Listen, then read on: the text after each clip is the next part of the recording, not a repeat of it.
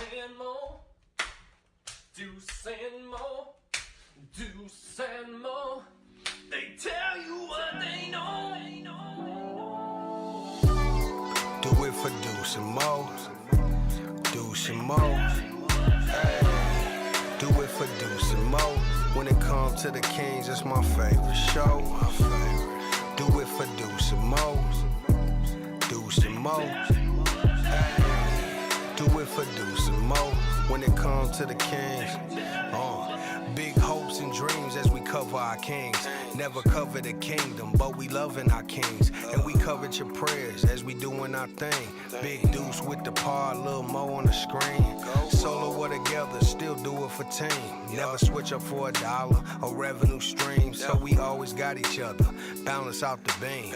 Deuce and Mo, and that's the end of the theme song. Do it for Deuce and Mo.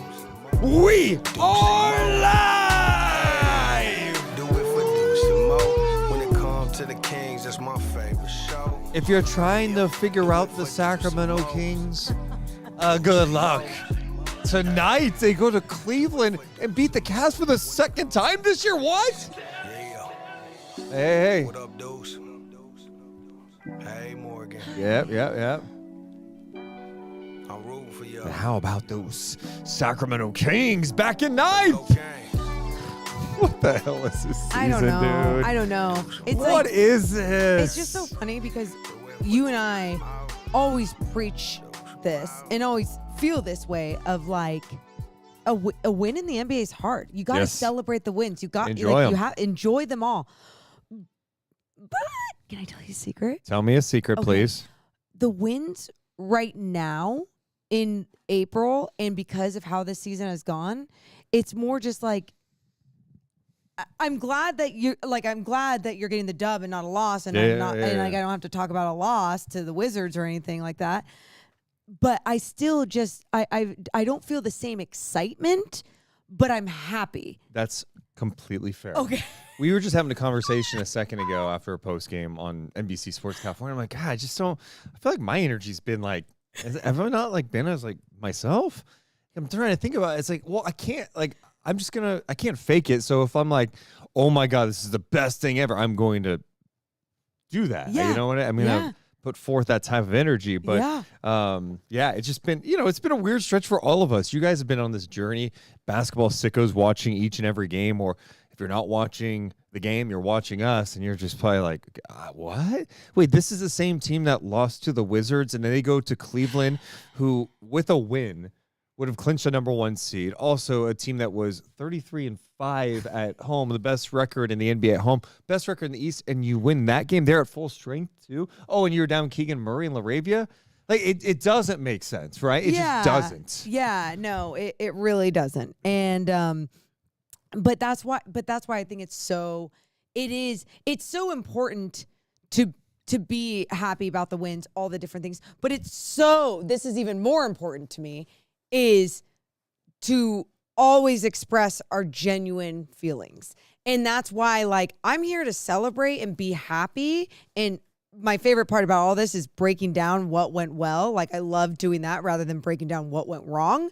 But genuinely, this is where I'm at on April 6th, 2025 with this Sacramento Kings team. If you have not done it yet, the biggest thing you could do to help us grow, you sickos, hit the thumbs up and subscribe. I know some people out there are going to be like, wait, where's the fog? I didn't bring the fog machine. And that's my mistake. You can't bring the fog machine to the NBC studios. I do think next year what I'll end up doing is finding a mini fog machine. Like one that's like a little smaller that could just like, you know what I mean? Kind of. I mean, that would be like a vape pen looking thing, but not a vape pen, but like I'm like, hey, that. fog machine. I'm over here on the vape pen, like blowing it in front of the camera. Yeah, but trust me, if we were in Sacramento, the fog would be out in a big way. Yeah, because this is the type of, like, this is what's so frustrating about the team you see all the time, right? Is like they have these moments, you're like, oh my God. I will say this, the last 2 games, I felt like we've seen more of like their style of play, their offensive identity. I'm like, oh, wow, the ball's moving today. Oh, wow, the pace is there. Like, these are the things that you have to do if you're going to have a chance at success going forward. And unfortunately, they punted so many games here down the stretch.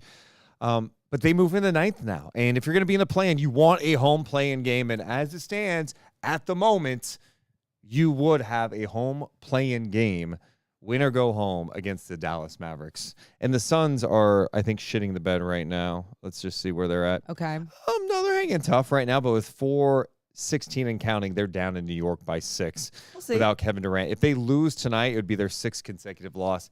And I believe, if I'm not mistaken, it would put the Kings 3 games ahead of them. Ooh, okay. And their schedule is not easy down the stretch. Let me just double check that before the podcast officially starts. Yeah. Yeah, right now, Sacramento, it's 2.5. So if they lose, the Kings are going to be 3 up on the Suns. Okay. So here we go. Literally, here we go. And yeah, I want to talk about it. I know. Let's give some love to the people watching us live right now. What's up, Mr. Ray? Deuce's shirt and tie combo looks defeated. What do you mean? I mean, well, this is what he always does. I take it off, my man. What do you mean? Like win or lose, he looks defeated. What's up, PMB? What's up, Colin, Johnny? What's going on, Christine? Say hi to Tyler, please. Hi, Dance Tyler. on the baba. On a bear. What's up, Alex and Sarah? Thank you so much. Jeff Hardy rules. Appreciate all you guys for being here tonight. Make sure you hit the thumbs up and subscribe. All right. Should we start the pod? Yeah. All right. Deuce and Mo. Let me take a sip of water, if you don't mind. Luis wants to know if I should take it all off, though. Yeah. When have you ever listened to anyone about your, this thing that you do after every game? This. Just take the shirt off. Imagine if I just did the shirt. I can't talk right now. You got it. If you did what? Forget it. Hey, if you haven't done it yet, hit the thumbs up, subscribe. 3, 2, 1. Hit my music. Deuce and Mo. Deuce and Mo. Deuce and Mo. They tell you what they know. Deuce and Mo. Deuce and Mo. Deuce and Mo. The podcast that you know. No. Am I getting better? I'm trying to harmonize with you too. I that was not as good as your last one. Tried my best. Hey, welcome into the Deuce and Mo podcast. Recording this on a Sunday evening. Ooh. Sacramento Kings are taking on a full-strength Cleveland Cavaliers team. Yes. A Cavs team that was trying to clinch the #1 spot with a victory, by the way. Also a Cavs team that had the best home record in the NBA, the best record in the Eastern Conference. How would the Kings do without Keegan Murray? Ooh, that's some tough size to lose. Without Jake LaRavia. Ooh, another guy with size. Could be ugly, right? After this, how this road trip has gone. For sure. No. The Sacramento Kings sweep the Cavs this year. They are 3-1 against the Cavs and Celtics this year. They go on the road today and beat the Cavs 120-113 because of course they did. They are now 38-40. They move up to 9th in the play-in race.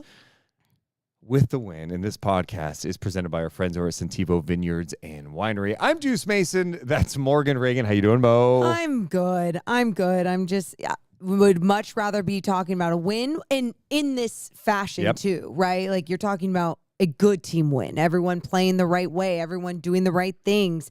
So that's where we are. But we already talked about it in the pre-show a little bit, just like, hey, this season's so weird and everything's everywhere. So even when the Kings beat the Cavs in March, like that game, I was so pumped after that win. Sucked us back in. It was back-to-back win. You're going, man, you beat Chicago tomorrow. You really got going. Yeah. And then, of course, after that, it was like, it was like, not looking too good. God. And that's why tonight, like, I want to have that same feeling, but it genuinely isn't there because of where we are in the season with the plan and everything. But ultimately, it's always a fun night if you're beating the Cavs. And it's why you play the game. Yeah. I think I said that the last time they played the Cavs. It's why you play the game. You don't know what's going to happen. The last time they played the Cavs, they beat Cleveland in Sacramento without LaVine and Sabonis. Yeah. Both those guys were in the lineup today, and both those guys were absolutely spectacular. But, I think if you watch enough of these games, you see them lose to the Wizards in your mind, like, wow, they just lost to one of the worst teams in the league. There's no way they're going to beat the Cavs. I Yeah. mean, we were looking at the schedule going, are they going to win another game after the Hornets game? And it wasn't to be dramatic. No, I mean, it was like just they're not playing good. analyzing, yeah, what you're seeing out there. Yeah. But let's talk about what went well for Sacramento. Yes. LaVine had 37, Sabonis with a monster game as well. Same with DeMar, DeRozan. The starters all played 40 or more minutes tonight. The only guy who played off the bench in the second half, Malik Monk. But first quarter, Sabonis looks really good right now. I think Sabonis, I don't know what's going on, if he's starting to feel a little better, because I feel like he is perpetually banged up. Right? Yeah. He had the hamstring issue, the ankle thing. This is the best he has looked in probably a month and a half right now. And you're talking physically, you're talking mentally, the way that he's clicking. I mean, just from his individual play, you're right. Like, you're seeing him grab a board, do something big, and then push the ball from rim to rim, right? And being aggressive with it. But then you see him down low in the post, and his fight and his ability to still finish has been there the last couple of games especially. But then you're also seeing when the offense is going through him the last couple of games. The last 3 games, I believe, he's finished with 7 assists. And so he's not only moving around the basketball, I think he's setting a standard and a tone for this team. Like, this is how we're going to move around the basketball to generate some of the better shots. And that's why I think the shot making was looking so sharp tonight as well. Yeah, running the offense through him, especially with a group that gets so stagnant, is the way to go. Sabonis in this game ends up with 27 points, 9 rebounds, 7 assists, 11 of 15 shooting. He knocked down a 3 as well, 4-4 at the free throw line. Also had a couple of steals. Yeah, he looked really good. I thought from the jump, and one of my favorite plays, it's something we actually talked about in the Hornets game, where he had that crossover move and attack to the basket on Diabate against the Hornets. And I'm like, I wish I want to see him do that. If he has that in his so-called bag, take it out of the bag and use it against other players. And he did. And in the first quarter, he had a play where it looked like he was going to go into a DHO, and Jared Allen was going to play that DHO. Instead, Sabonis crosses back over left and goes strong to the basket for the finish. And seeing that type of attack from him, it's great because, you know, like, defenses pick up. Like, you saw it tonight. The Cavs are like, okay, we're going to blow up the DHO game, or, hey, we're going to blow up the 2-man action with you and LaVine because LaVine's got it going. We're going to be at the level of the screen and throw 2 on the ball handler. I thought the Kings adjusted well to some of these things. I One of agree. those adjustments just like that is like, yeah, fake the DHO and go attack because you are strong. You have that ability to do it. I like that move by Sabonis. It's a strong move, and especially when you have another big on you. And not to say these bigs are not great defenders. Oh, yeah. You know, someone like Jared Allen can obviously hold his own out there against guards if he even needed to at times. But you see him even on Sabonis, him just come on out, stay kind of with him. But Sabonis has such a low between the leg crossover, and then his spin is just so sharp, so tight. His strength as well, he has it down. So he needs to keep going to little things like that. Because then he becomes a threat with that. And then once he throws that out there and then a team adjusts and goes, no, we gotta slow that down, or we gotta disrupt that. Okay, it's just gonna leave someone else even a little bit more open, and he's someone that does a great job of finding the open man. He does. And I thought he was awesome. And that's the type of Sabonis you need all the time. And I think the other thing that they've been doing such a better job of the last couple of games is playing faster, make or miss. And 2 years ago, when they had all that success, everyone talked about, man, this team just gets up and down the floor. And you could do that when you've got someone like De'Aaron Fox. Yeah. But you just need buy-in from everybody. You can't just have one guy pushing it, right? And a couple of years ago, the Kings had the shooting and the buy-in from everybody to do that. We have seen times this year where it's excruciating to watch guys walk up the ball. Last couple of games, and I wanted to see what it looked like tonight because Against a good team. To be fair, like everything that's happening against the Hornets, I'm like, yeah, but how much is this because the Hornets are just bad? Yep. Like they're missing shots For and sure. the Kings are getting out and pushing. But the Kings played like that for the most part the entire game. Now down the stretch, they slow things down a little bit. Did the Cavs throw some different defensive coverages at them? Sure. But for the most part, they were getting up and down the floor, getting into their early offense. And that's just, they have to do it. And I credit Sabonis for really encouraging that. I'm seeing more of Sabonis like clapping all the time, like, give me the goddamn ball so we can keep it moving. I feel like he's done a great job from a leadership perspective of getting on guys to do it. And then the buy-in, like DeRozan is doing a much better job pushing the ball in transition. Absolutely. Too. He's pushing the ball. And then even Zach LaVine is not hesitating to make that pass right away, right? Like I think I saw it maybe once tonight. The ball stuck with him and you and I were both like, it was like 2 clicks instead of 1 click that it just should have gone back to Sabonis. You know, just nitpicking a little bit, but at the same time, every single second can matter in those possessions. But I love the way that they were moving without the basketball. I thought Zach LaVine was moving without the basketball tonight, relocating, which helped generate some of his other open looks from three-point land. I thought DeMar was doing a good job of still just playing his game. You know, when there's times where he is going to take his and go, great. He was making those tonight, but he was also finding the balance between doing that while also making sure that the offense was still kind of flowing and going. So Sabonis at the half was a monster. I believe he had 15 points at the half, if I'm not mistaken. I think that's what you said. Notes. That's what you said in the post-game show. Okay, 15 points at the half. Third quarter comes out. The Cavs are being super aggressive. Jared Allen pressuring Sabonis, right? Oh, yeah. Anytime he had the ball inside, they were throwing like 2-3 guys at him. And I thought the Kings came out really clunky. Then they settled in and realized, yes, you know what's going to happen? Sabonis, get off that ball sooner, okay? Let's not force it inside. And then they go into the 2-man game, getting Malik Monk involved in the 2-man game. So pretty. That really set some nice things up for Sacramento. And then it forced more adjustments. Like, okay, you get Sabonis, look at the rim, or if that double team's coming, kick it out and get the ball moving. I felt like they kept it simple. Maybe if it took them a couple of plays to figure out, which is but fine. They kept it simple, and then they start knocking down shots again. Kept it simple and kept adjusting and going back to what was working for them, right? And not letting it rile them up and forget what was working. We've seen that so many different times, and especially when you're going up against a good team that can make you play that way. I felt like that was going to happen, but instead they adjusted and got better with everything as well.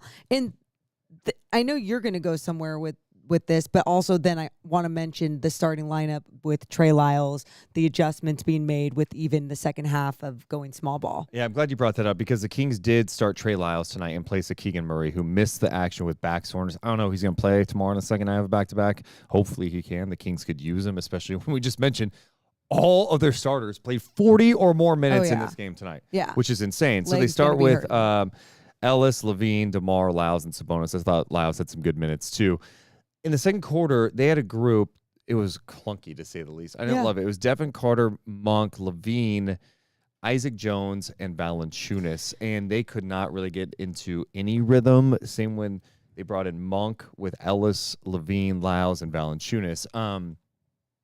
They never went back to some of those guys in the second half. And so one adjustment I did like from Doug was like, okay, we're going to put Lyles at the small ball 5 instead of playing Valanciunas. Yeah. And we're going to make sure that Monk gets some time with Sabonis. I thought that was a good move. I am fascinated by the thought process of like not going with any of those guys in the second half. Like it does seem a little crazy to only play one guy off the bench in the second half. Well, they're in desperate times, I guess. But, I guess. But I don't always agree with that too, because I think it's important to trust and allow some of these guys, not only for the head coach to trust some of these guys, but even for these players to kind of experience these moments together. And I think some of those lineups with that unit was clunky, where you could have just staggered maybe Isaac Jones in with some of the other guys rather than it being with Devin Carter, Monk, LaVine, and Jonas Valanciunas. Yeah, I felt like the spacing was really bad when Isaac was out there. And one thing with Isaac that I want to see when he gets minutes, he can't hesitate offensively. I think at the G League level, he's got the confidence to like, hey, go make shit happen. Yeah. Like the guy scores over 20 a game at the G League level. But I feel like there's slight hesitation out there for him at this level. Yeah. And I want him like, dude, if you got a good look, like take it. Like you've worked on your game, attack. Because if you're not going to be a threat, they're not going to guard you. And that was kind of a problem with the spacing. It was like they just played off. Like he threw it inside to Valanciunas. And I think it was like, might have been Strus. or Jerome, who just played off Isaac. It's like, okay, whatever. And then the paint was just clogged. Yeah, and I mean, I think Isaac attempted one corner three, it was. Yeah. And so it's good that he was even being like, okay, I got to be confident to do this. But you're on this roster, you're an NBA player. Like, believe it or not, you're an NBA player. And you got to act like it when you're out there. And I understand trying to find that balance and also like needing to gain that experience to even mentally get there. But he's got to get there quicker because we've seen him play with a lot of confidence. I felt like even when he came in under Mike Brown in that Milwaukee game, we saw play after play, even if it wasn't him necessarily shooting, but it's like he was gaining his confidence with the way that he was playing defense. This game, it was like needed on the offensive end to just click a little faster. But that lineup was weird. But it doesn't mean you bail on all those guys in the second half. Like Devin did not play in the second half. Sure. Isaac did not play. And I know you're trying to get a win, but there's got to be some balance out there, in my opinion. Well, a lot of tired legs will be. Yeah, and you're playing on a Pistons team that is beyond physical. All right, one thing that happened this game, late in the fourth quarter, the Kings were up 116-111. LaVine with a layup to make it 118-111. And on the replay we saw, I was like, I don't know they got off in time. Like, how do you not just look at it? Like, you should be able to look at it. And we only got one angle on the TV broadcast. So if there's other on social media, I don't know. It felt close to me. Oh, yeah. And if that's a 24-second violation, right? That's 2 points. That's in big. A close game. Right. And then right after that, Jared Allen had a dunk. It would have been 116-113. I mean, anyway, who knows what happens. Well, after the game, they had a pool report with the official. Courtney Kirkland was asked, why didn't the referee go back to review the potential shot clock violation on the shot that LaVine made in the late in the fourth quarter? Kirkland said, well, we made a mistake. During live action, we thought that LaVine released the ball prior to the expiration of the shot clock. If we were going to review, we would have had to review it before the ball was legally touched on the floor during the throw-in, right after the made basket. Here's the thing that, and this is a mistake, right? Yeah. And I understand them owning up to it. Absolutely. But like, I'm watching it, immediately going, you got to review it. And that's usually what they do. They signal, like, we got to take a look at this, especially a play of that magnitude in a close game. And that close to the shot clock expiring, too. No, absolutely. And also such a dumb rule, like to be like, oh, once a ball's inbound, it's like, well, then stop it. Like, let's go. Like, come on, let's have can common sense apply sometimes to these rules? It needs to, because yeah, it definitely needs to. I was so glad that even later on in the game when that challenge with Trey Lyles, it was just his fingertip that ended up hitting the basketball. They had called a foul on Trey Lyles on Donovan Mitchell, and Doug and the crew were like, no, we're going to review this. I kept just looking back at it, not knowing what was going to happen, because one, it was Donovan Mitchell. And I was like, oh, is there going to be some sort of play for the star here, right? But two, because it was marginal contact, I've seen that happen before, and I just don't know what is what at times. So I'm so glad that I felt like common sense did play a part within that challenge and the fingertip hitting the ball and it all being marginal, whatever. But yeah, there's other moments too that we just need to make less complicated. So that could have been a big swing in the game. But ultimately, they did not look at it. Kings won 120-113. LaVine was spectacular. His shot making tonight. He ends up with 37 points, 15 of 21 shooting. He was 7-11 from three. 22 of his 37 points came in the second half tonight. And it felt like he got something going with the two-man game with Sabonis, which was good to see. And then, like I had mentioned a little bit ago, like the adjustment that the Cavs made after that was like, okay, well, we're going to blitz this. We're going to be at the level of the screen. You have to make the right play. It was clunky at first for Sacramento. Sure. And then they settled back in. I just thought, too, the way he was actually moving without the basketball tonight helped him in so many ways get better looks. But then also him being aggressive and confident, right? Where you see him just kind of rip through, take one dribble, notice his defenders back on their heels, takes a step back three. And it's such a quick, beautiful release. When he does that, you're like, why aren't you doing this all the time? I think just too, the team was just playing so well together, so confident together. The flow of the game was just kind of coming to them. And so it was really nice to see him have a shooting night like this. And the team as a whole shooting over 40% from three-point land. And I feel like that's the number in their two games against the Cavs. They've outshot them from 3. Yeah. And the Cavs are one of the best 3-point shooting teams in the league. They've killed them on points off turnovers. Yep. That number tonight is staggering. What was it again? 37 points off 16 Cavs turnovers. Love. Sacramento had Huge. 17 turnovers. That turned into 21 points. So a plus Staggering. 16 advantage in points off turnovers. Fast break points, the Kings got them 19 to 18. The Cavs did a much better job of that in the second half, but they were just 10 of 38 from 3, 26% for one of the best 3-point shooting teams in the league. And let's be honest about it, they missed some looks that they probably feel good about getting. They just missed some looks tonight, but I thought the Kings' effort was there for sure too. And the Kings, to Morgan's point, 14 of 33 from downtown. LaVine made half of Sacramento's 14 threes, 42% from downtown. Yeah, I mean it was really pretty, and there's just, I know you're not going to make your shots every night and all of that, but it's so confusing sometimes when they don't play this same style consistently. They were playing a good team tonight that could easily have disrupted where they wanted to be on the floor on the offensive end, stunted the way that they were getting into the paint or whatever. But they kept playing with so much force. Sabonis, how many times was he getting into the paint, getting that spray look? I mean, I felt like so many guys were, and you already mentioned the 2-man game with Monk and Sabonis at times with the little pocket pass, getting that movement going. But I thought the way that the Kings kept getting into the paint helped their overall game on the offensive end, whether it was scoring in the paint and or getting a more open look from the outside. Default in the chat says, honestly shocked we survived the 3 and 1s in a row in the fourth. Big win to hang on. My Morgan, God. what was going through your mind? First of all, end of third quarter. Yeah. Of course the Kings don't close perfectly, right? It's 91-77, and they allow Hunter an easy look at the rim. And I'm like, I was like, those points are going to come back to haunt them. I just know it. And then they start the fourth quarter. The Cavs, unbelievable. Donovan Mitchell has back-to-back and ones. They had 4 and 1s through the 8:38 mark of the fourth quarter. So I wrote them down. It was back-to-back and ones, and another one from Evan Mobley. And then Ty Jerome had an and one. Yeah. 4 within the first 3+ minutes of the quarter. Well, it could have been the most deflating thing in the world for the Kings, and for them not to, sulk, be upset, whatever. They just got they didn't let it take them out of their game. Yeah. And I was so impressed with that because it's a tough building to play in. It's a tough team to play against. And they just stayed with it. But what was going through my mind, what it did to me, I was thinking all of the bad things. Because Morgan was so toxic in here.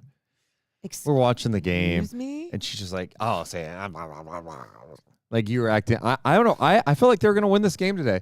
The only time the only time I started questioning myself when Ty Jerome just walked into a 3. Oh, that was and such I'm like, bullshit. DeMar, bro, like we got it. We got to meet the ball. Yeah, this isn't like even in transition. He just walked into it. You didn't even contest it. Like, we can't give him that look. I was thinking very bad things. They could put the ball on the floor. Not with just that, but mostly with the and one situation, because it wasn't like, oh, these refs are just calling soft calls. Right? No, they were fouls. They were and one situations, and the Kings were just like doing this to themselves.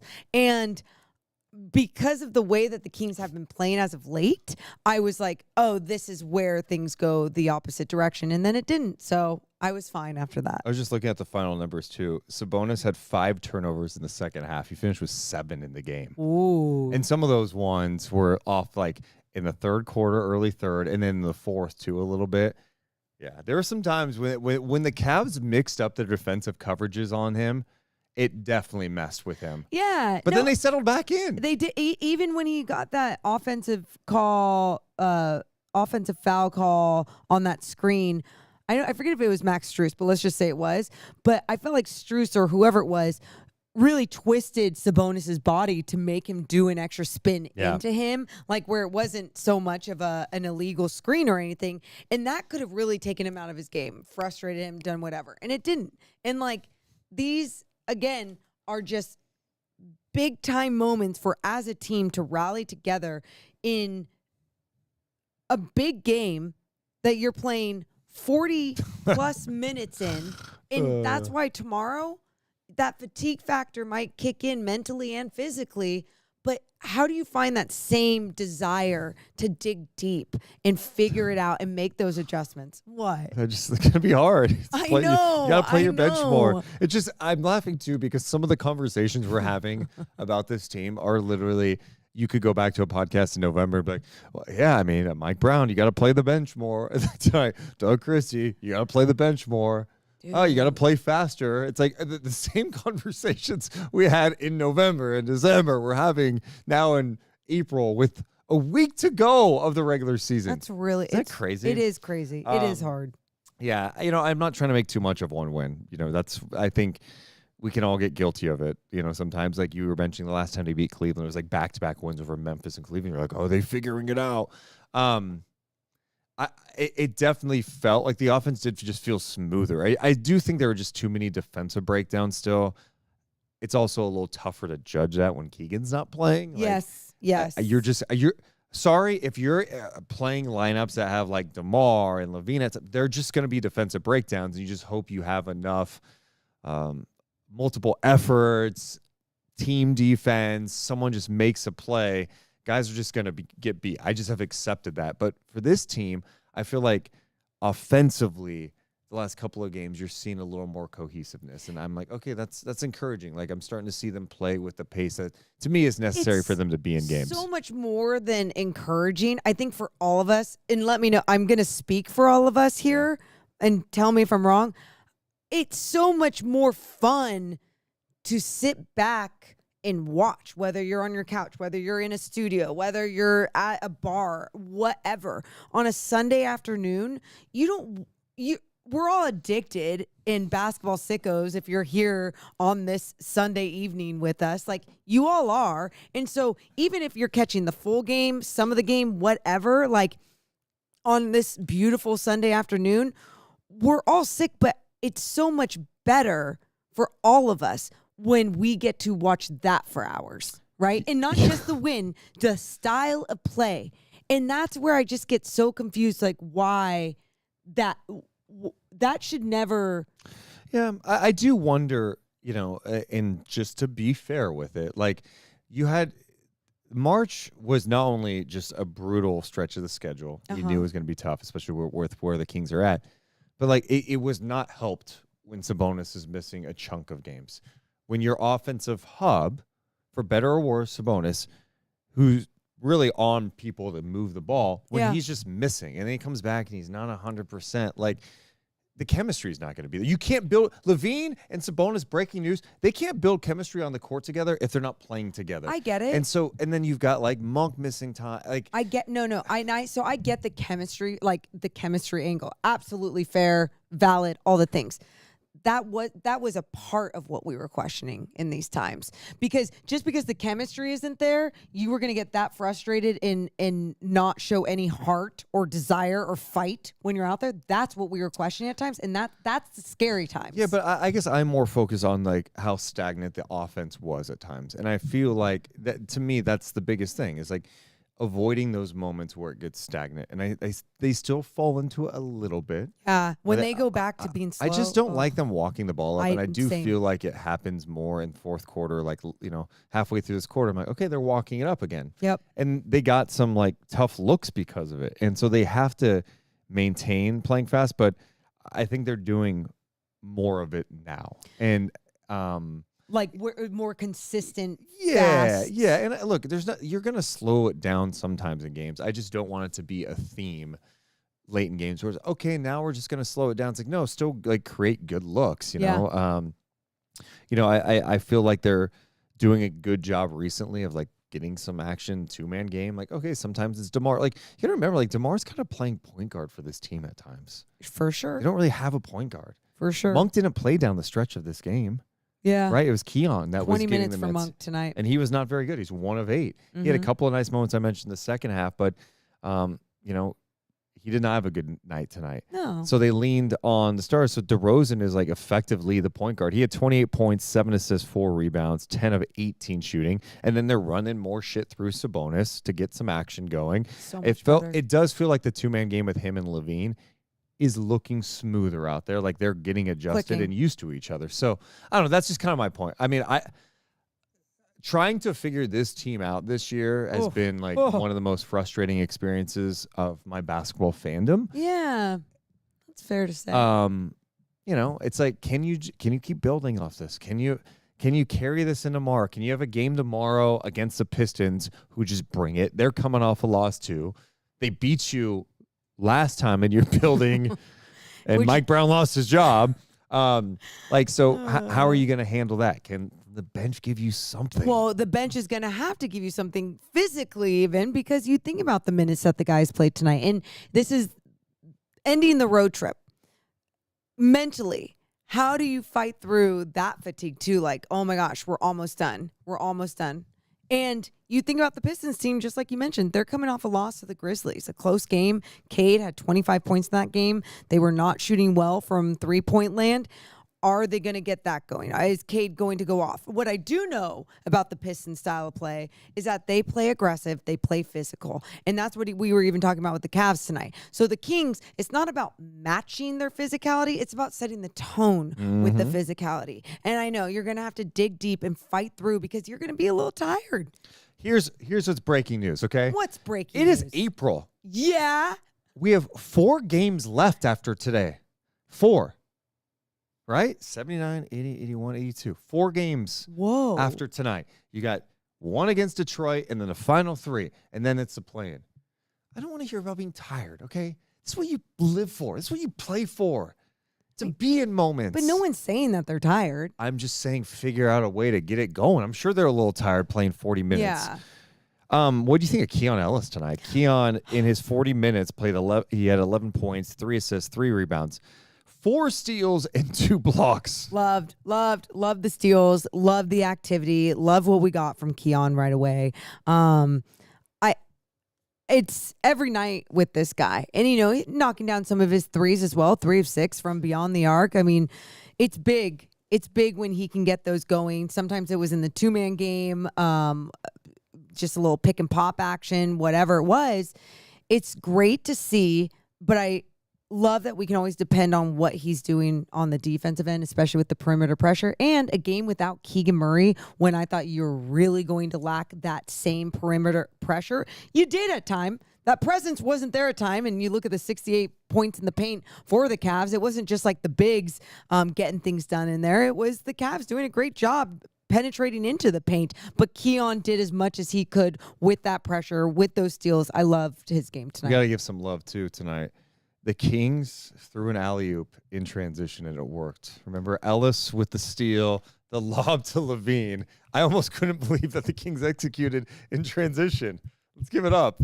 Be nice. He had been ugly for a stretch. I mean, in alley-oop situations, absolutely. Yes. Absolutely. Keon Ellis, his defensive instincts are just so strong. And, I sometimes I feel for him because, naturally you're going to get beat, especially when hey, you got to defend Garland or Donovan Mitchell, or, you need help. And, a lot of times with the Kings, there's not a lot of help. Nope. They don't have much rim protection if Sabonis is your big. So you feel for him, but man, he just competes out there and he's just flying around, making sure he's there in rotation, poking the ball away from behind if he does get beat. He's just a pest out there. And so he's just been such a great story for the Kings. I'm with Shout you. out Keon Ellis. And a fun half-court heave. That was sick. That was sick. That was. I'm glad it went in. He was 3 of 6 from downtown in this game. It's good to see him knock down some shots. What else from this game do we need to discuss before we get to the chat? Let's see. Is there anything defensively from the Kings as a whole that you liked or didn't like? 68 points in the paint's not great. I thought there was times though. No, that's not great. But at least the Cavs were missing their outside shots. So there was a little bit of pressure there. But I guess the other thing is, I thought the Kings would do a good job with some of their recoveries. Yeah. Even if they weren't in help at the right time or whatever it may be, I thought there was times that they were still just you could tell that they wanted it. The effort was there. Yeah, tonight was about making sure you didn't have moments where you weren't even closing out. There were breakdowns galore. Yeah. I knew this game today was going to be more about, all right, can you not get embarrassed defensively and can you be really strong offensively? And I feel like they were really strong offensively and they made plays down the stretch defensively. I'm trying to look at the final box score right here. They end up with 10 steals tonight. Yeah. Lyles had a couple. Sabonis had a couple. I mentioned Ellis with 2. Monk had 1. Carter had 1 in his 7 minutes. But God, the points off turnovers, fantastic. Love seeing that. Beautiful shit. execution. Let's get to a couple of comments from the chat, Morgan, if I can find the chat. I see it's your. I know. How many tabs do I have open? 30? I mean, that's not that many. A couple of super chats. Thank you so much, Ashley, for donating a couple of bucks, $4. I got my cardio for the weekend watching this game. Sacrificed my toes for this one. Broke 2 of them today. How do you break your toes watching a game? Awful. Sounds a little clumsy. A little, right? How about you just say, I'm so sorry. Oh, I'm so sorry. I meant to say that not on air, huh? Give me a hell yeah. Heal up. Jacob donates $5 saying the chip run starts now. Oh, yeah. Hey, Celtics, Cavs, look out. We got their number. If you match up with them in the finals. Stop it. Daniel donates $2. $2. Appreciate that. Let's get to some more from the actual live chat. Someone was calling the Kings the ultimate tease. I think that's a fair description, nickname, whatever you want to call it for the season. I mean, we're all. Is anyone else? Tell me too in the chat if anyone else is just like ecstatic after tonight's win. I'm very curious if that emotion is with some people. Okay, tonight. here's my pulse. If I have my finger on the pulse of the fans. Oh, obviously, breaking news, a mixed bag, right? Yeah. There are some people who completely checked out. We're done. Oh, still? Yeah. Really? Oh, yeah. Okay. You got the people who are checked out. Then you got the people who are like kind of watching, but they're like, it's annoying. Like, I'm annoyed. Why are they even making the play-in? Yeah, like, yeah. I'd rather just, get that draft pick and move on. Okay. Then you've got the people who are just like there to watch it. They're like, yeah, my team won. Yeah, and then you got some people that are like, you know what? If they're going to be in the play-in, it is what it is. Maybe an acceptance stage. So you just have a lot of different views. None of those views were like ecstatic after a win. I don't know. I would say there's probably a percentage of people who are like, what? Like there are people who genuinely just love seeing their team win no matter what. They don't care about, they're not worried about the draft picks in the long term. It's a mixed bag, breaking or not. There's extremes here, I love it. There's so many people in the chat now saying, that's me. I don't know which one's you. And the Suns lost tonight. We got some breaking news from the chat. The Suns lost. They've now lost 6 in a row. No Kevin Durant either. And their schedule's not easy down the stretch. I think they've got the Warriors, Thunder, Spurs, and Kings left. Ooh. But the Kings have a 3-game lead on them. Sacramento now in the 9th spot. Sounds like it's going to be all over for those Suns. Never say never. Never say never. Yeah, I don't know why I'm never. So. Steven says Kings are still trash. Now they're work to lose a pick. Typical. Yeah, I mean, it is what it is. I mean, I don't know what to say. Like, I reached acceptance a long time ago. Here's what I always struggle with. I do struggle to get to the point of like rooting for your team to lose. Like it's just not a fun feeling. And yeah, I mean, ultimately you get in the play-in and just the way it lines up in all, it's more than likely you lose the pick. Now that pick's converted, and then you've got your picks in 26, 27, 28, 29, 30, blah, blah, blah. It's pretty wild to think how this team has made me feel emotions I never even knew were like I was capable of feeling, especially with the sports team. And I think there was a stretch there for years, whether it was like the Jaeger years or even like Keith Smart or whatever. I'm trying to think of like that kind of patch of years where it was just like the team's mid, it is what it is. It's whatever. Then, because I've now felt the highest of highs in recent years, not like I'm not talking about when I was a kid in the early 2000s, whatever, in the more recent years, but then felt the average feeling to the like, feeling. It's just a weird roller coaster I've been on now the last couple of years. I think everybody's felt that. It's just like, it's just hard to express. I guess now, here's the thing. What? If they get hot here to end the regular season, it looks like the pace keeps going, shot makings, and they get a little hot here. It's going to suck some people back in, and you'll be like a little excited for the play. Hell yeah. Oh, I know myself. Yes. Yes.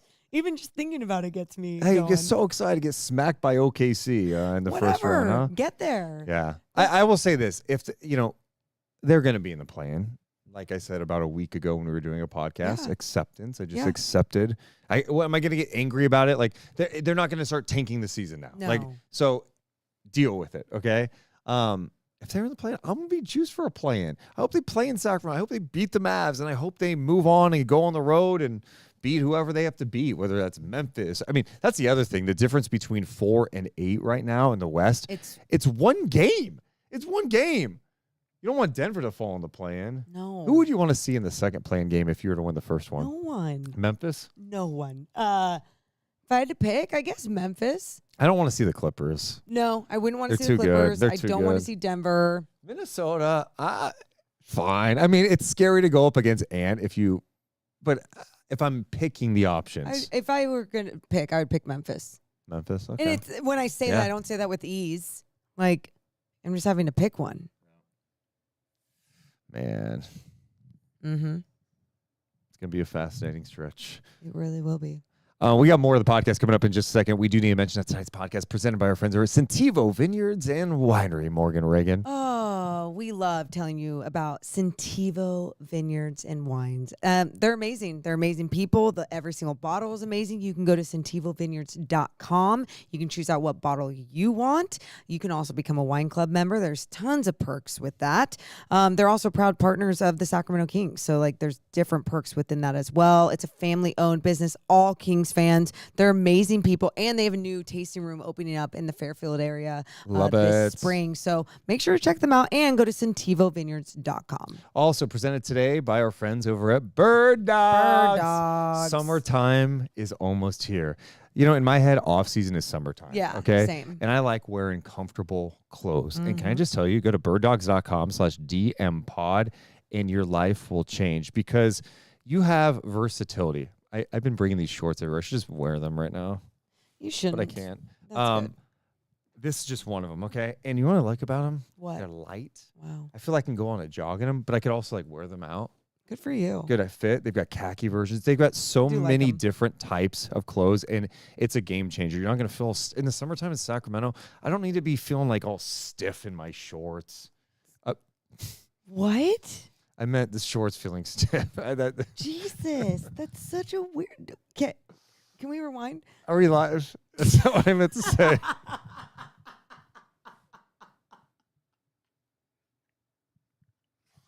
Do you guys know what I'm saying? You know how jeans or something, you feel like you can't move well and you get hot and sweaty.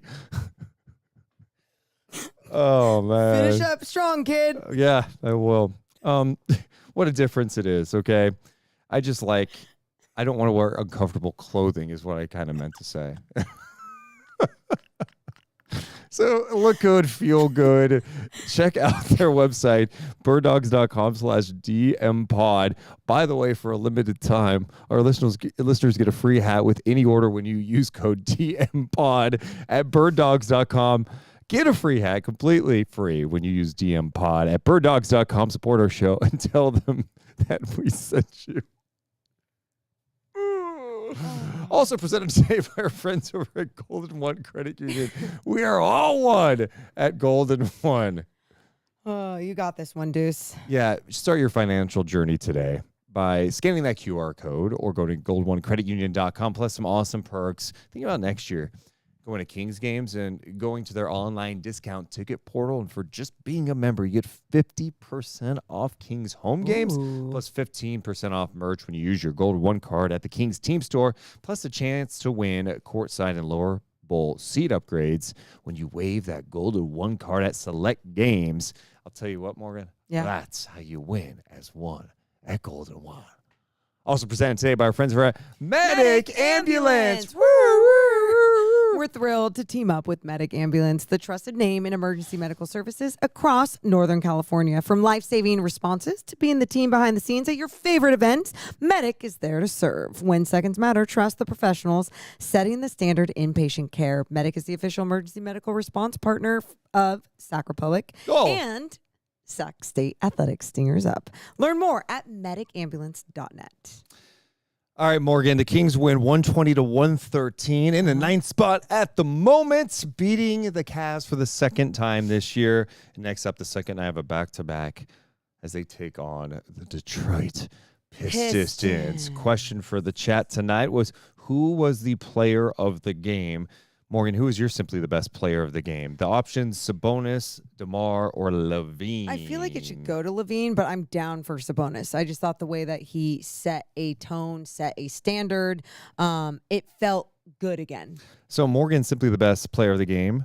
Domantas Sabonis, 27 points, 9 rebounds, 7 assists. The chats: Zach LaVine, 37 points, 7 of 11 from downtown, 15 of 21 shooting of 42 minutes.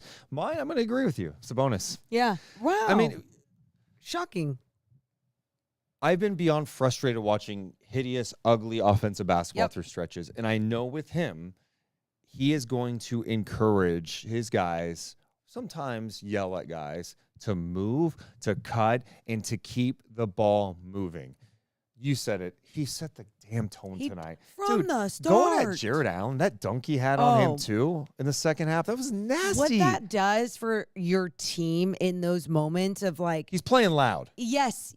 And it's like, we can rely on you and not rely on you just to pass the ball or make movement. Like, you're also being the one that's playing with force and putting the ball in the basket as well. I know he did have a few too many turnovers tonight, but at the same time, the ball was in his hands. He did a lot of good. Yeah, he's my simply the best player of the game, presented by Northwest Exteriors. They are celebrating their 30th anniversary. Celebrate with some awesome deals. Check out their website, northwestexteriors.com, because Morgan Reagan, they are simply the best. Trust Northwest. I feel like we're a little off there. I was good. Oh. You were Of course, I was off. It's all me. Yeah. Next up for the Kings, the Pistons. Yep. The Pistons are the best story in the league, and I can't imagine. I feel like I can imagine a little bit how their fans feel, but think about the last few years for them, having like the worst record or close to the worst record in the league every year, and then never really getting the top pick, especially in the Victor draft, right? Yeah. They had some glimpses with Cade. Like, I think he's going to be a good player. And then he's like banged up. Last year, they won 14 games. Yep. 14 games. They had a 28-game losing streak last year. Mm-hmm. Fast forward a year, a coaching change, Cade Cunningham healthy, young guys playing well, some nice pickups, veteran pickups, Malik Beasley being one of them. They're 43-35 and a half game out of the fifth spot. Amazing. Going from 14 wins to 43. But it's not just that. It's their identity. It's their style of play, and it's consistent, and it's leading to a lot of wins in this season, just like that. They're even they went down Jaden Ivey. You know, you think about the adversity that they have faced throughout the years, but then even this year where they're still playing good basketball. Cade has been incredible. Awesome. How do you not just like respect and appreciate and love his game? But then as a team, I think it's something that you and I really try to make sure that we always promote and push out. When you see good team basketball being played, we've talked about OKC, we've talked about the Cavs, now Detroit. They're doing it, and they're doing it after being a really shitty basketball team the last couple of years. They've got toughness. Yeah. They got grit. Yep. They're going to play physical. You have to bring it against them. And how you have to dig deep. I know you yelled at the camera and me and whatever early on. You're like, it's April. You figure out our way. I get it. I'm there with you. It's one guy can be off mentally and physically on this Kings roster. Like, if that's going to happen, like, that's fine. You're human. That happens. But then the rest of the guys have to rally around each other. I don't give a shit if it's deep into the bench, because those are going to be fresher legs. And if Doug trusts his guys and actually goes in that direction, sure. But He has to tomorrow. But if it's not, then and you're out there, then you find the way. You find the way, because there's no tomorrow otherwise. Yeah. Last time you played him too, you had that game. Uh-huh. You should have won that game. Oh, yeah. Different roster now, but yep. Jaden Ivey from the corner for 3. Fox fouls him. And one. Can you believe it? Mike Brown's final game as head coach. There's always something that Think about happens. how much has dramatic. happened since that time. Late December, and it's April now. Is it April? It feels like it's been 7 years. It's crazy. I mean, when I say 7, but everything feels quick, but it feels like it's just everything was compacted into a small amount of time, like every single day of my life of this last few months. Insane. So that game, Morgan, was December 26th, the day after Christmas. They lost 114 to 113. Feels like it was a year ago. The Kings starting lineup in that game, Fox, Monk, DeMar DeRozan, Keegan Murray, and Alex Len. Crazy. Such a different time. Mm-hmm. I am eager to see what the Kings' response is because you just said it, like dig deep, but it's also like, all right, you could dig deep and still lose tomorrow. Yeah. But I just want to see it's not about the outcome. It's not always about the outcome. It's about the style of building that, building what that builds for you as a player, as a human, as a team. It goes such a long way. Crazy looking at the scores today, and this is, again, anything can happen in this league. Yeah. The Lakers beat OKC in Oklahoma City 126 to 99. The Lakers, I think, started 16 of 20 from 3. Wow. Insane shooting performance. Wow. So a big win for the Lakers as they're trying, because they were in a spot where it's like, God, only a game and a half out of play-in for them. So that's a huge win for the Lakers. Big dub. God, big old dub. You have final thoughts in general about tonight before we put a bow on it? About tonight. Yeah. Feel what you feel. Be authentic with your feelings. If you feel happy, if you feel down after a win, if you feel just uber excited because it's against a good team, feel it. Don't let anyone else dictate the way that you're going to feel about these wins and losses going forward to finish off this season, because it's a weird season. And at the end of the day, we're watching basketball, and sometimes I watch. I'm like, is that basketball? Very true. But either way, at the end of the day, we all get to hang out because we are here after every single game on this podcast, and it always ends up being my favorite thing because I just feel like I get to express all of my feelings and whatever those emotions are. So thank you, everyone. What a season. I mean, it is hard to believe that we are 1 week away from the regular season ending. 1 week from today, the Kings regular season will be over. They'll be finishing up a game against the Phoenix Suns. That game tips off at 12:30, and then it's on to the play-in. If they are not playing in the play-in now, I can't even. I guess anything is possible on both ends. Let's be honest about it. Oh man, Jerry says, "Are you guys scared yet? The Mavs visit Sacramento in 2 weeks." LOL. I think it's just the same thing when there's Warriors fans who talk shit to me on social media about the Kings. I'm like, there's nothing that an opposing fan base or anyone could say to me about the Kings that is going to upset me, because we have been through it all. So yeah, the Mavs coming to town. Okay, yeah, it's probably going to be tough. Anthony Davis, and who knows? Kings may have to go to Dallas. So let's not lose sight of that. We'll see. We'll have a full breakdown of the play-in for sure. Oh yeah. But yeah, I'm just gonna embrace it from here on out. I'm embracing this shit. And we'll see you in 24 hours. 24 hours from now, it's gonna be like, dude, I can't believe they played like they lost by 40 tonight. If you guys have thoughts on tonight's game, let us know in the comments after the show. We appreciate you guys so much. We'll be back live tomorrow night for Kings and Pistons. We love you guys, but we gots to go. You all have a wonderful rest of your night. See ya. Deuce and Mo, Deuce and Mo, Deuce and Mo. They tell you what they know. Deuce and Mo, Deuce and Mo, Deuce and Mo. The podcast that you know.